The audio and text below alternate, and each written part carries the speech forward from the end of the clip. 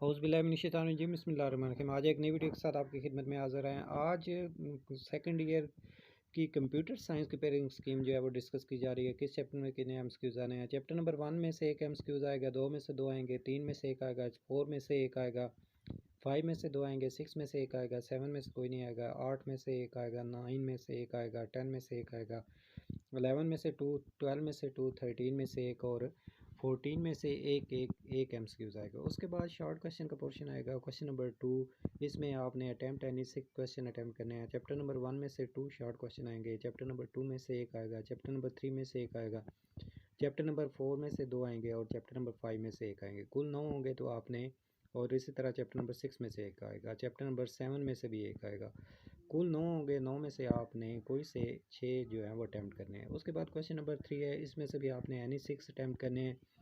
Chapter number 8 में से 2 question आएंगे, चैप्टर नंबर 9 में से 4 आएंगे और चैप्टर नंबर 10 में से 3 आएंगे। 9 होंगे, कोई से आपने 6 अटैम्प्ट करने हैं। उसके बाद क्वेश्चन नंबर 4 होगा, इसमें से भी आपने कोई से 6 अटैम्प्ट करने हैं।